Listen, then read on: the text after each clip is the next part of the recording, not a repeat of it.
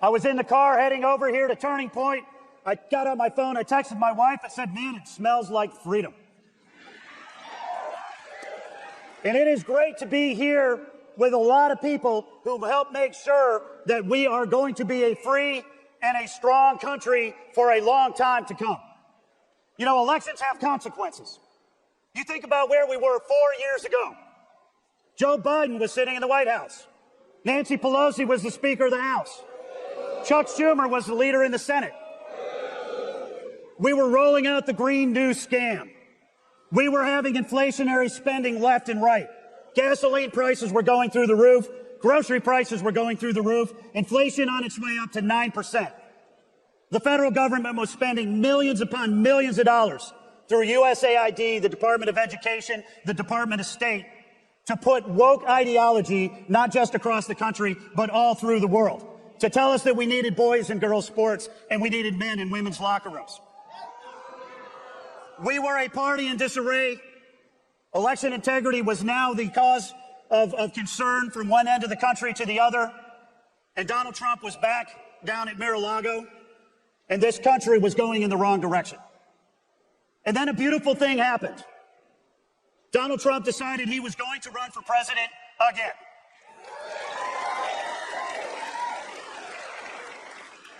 And then we went through the 24 election cycle. We saw the greatest political comeback in American history. We were able at the RNC to get out the vote and protect the ballot because of our friends, because of you, because of Charlie Kirk and Turning Point and all of our allies all around the country. We built the first ever election integrity program. We recruited and trained 230,000 volunteers to make sure that they were in the room whenever a vote is cast or counted. We filed 175 different lawsuits around the country to make sure that we had the right rules of the road in place before voting started. We made sure that we were out there talking to low propensity voters. We were going into communities that we had never gone into. Donald Trump was having rallies in downtown Milwaukee, downtown Detroit, downtown New York, the Bronx, New Jersey, downtown Atlanta, downtown Phoenix, downtown Las Vegas. Everybody's like, what are you guys doing? We're talking to every single community. What are we talking to them about? We're going to make America great again. How? 4 pillars of that campaign. We're going to rebuild the economy. We're going to restore the southern border. We're going to keep our kids and our communities safe, and we are going to be the strongest nation on the face of the earth. And because we were able to get out the vote, because we were able to protect the ballot, and because we had the greatest campaign run by the greatest candidate in the history of this country, we were able to win the popular vote. We were able to win all 7 battleground states. We were able to win 312 electoral college votes, and we were able to send the Democrats packing back out into the minority in the House and the Senate and put Donald J. Trump back in the White House. So here we are 4 years later. Not much has happened in the last 6 months, in case you guys missed it. Right? Grocery prices are down. Gasoline prices are down. Inflation is down. The economy is starting to tick. We've seen the southern border absolutely secured.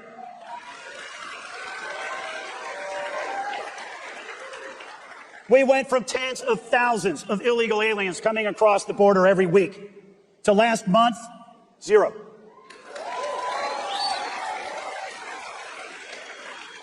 The stream of fentanyl has been shut off. The stream of sexual trade has been shut off. Our border is secure again.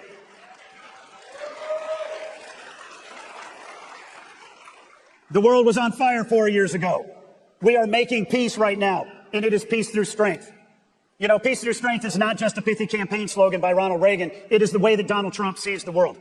It is the way that we see the world. It's frankly the way the world sees itself. And when America is strong, the world is a far safer place. And right now, Donald Trump is building peace around the world. And you think about our kids and you think about our communities. We are not going to have boys and girls sports. We are not going to have men and women's locker rooms. We are not going to allow radical campus protests to interrupt all of our university campuses all across the country. In fact, the president has made that abundantly clear and said to even Harvard, if you want to pick this fight, we'll have this fight. You don't want federal funding? Fine, go do your own thing.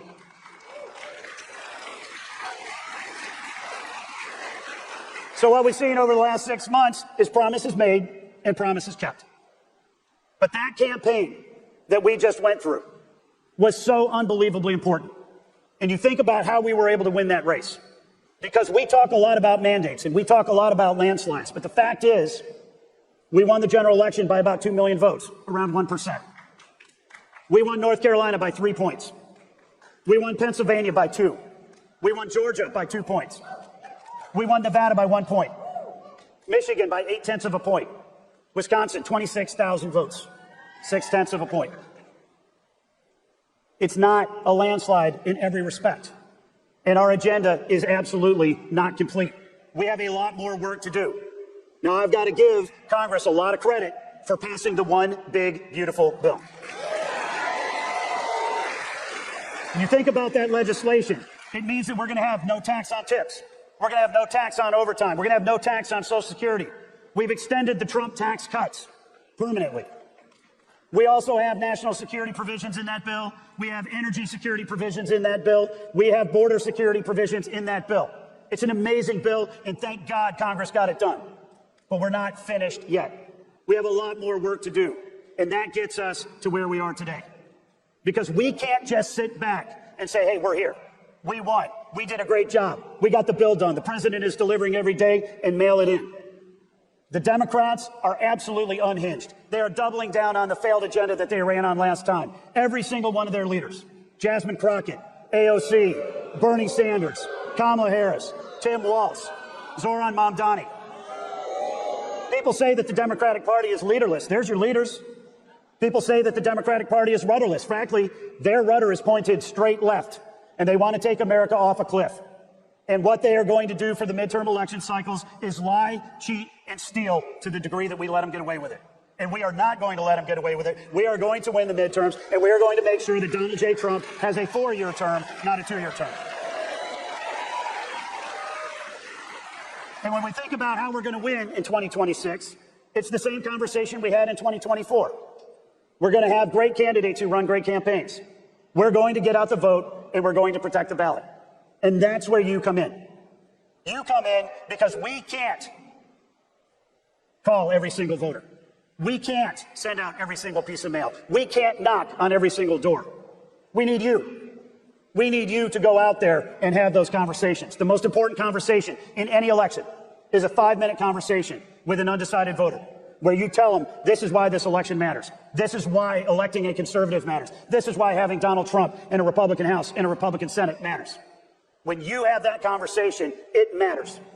That's why we saw the youth vote the highest it's ever been for a Republican presidential candidate in this last election cycle.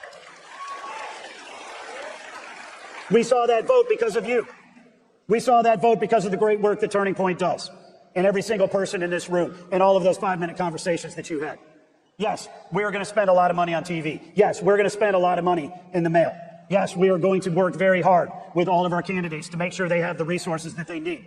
But the fact of the matter is, we cannot win without the grassroots. And we cannot win without the people in this room. We certainly cannot win without our allies and our friends like Charlie and the Turning Point crew. So I'm here to say thank you, because we would not be having this conversation today if it weren't for you. But rest assured, our work is not done. My favorite conversation in the whole campaign that I had with President Trump was the day after his debate with Joe Biden. I gave him a call. And I said, Mr. President, you have the opportunity to have the most effective, transformative term of any president since Ronald Reagan in 1980. He said, well, Michael, what do you mean by that? Well, in 1980, our issues were Russia and China and Iran and inflation. And Ronald Reagan had no playbook. He simply knew the world was going in one direction and we needed to go in a different direction. And he single-handedly pointed us in that direction. That's why Ronald Reagan will always be a hero of mine. But for Donald Trump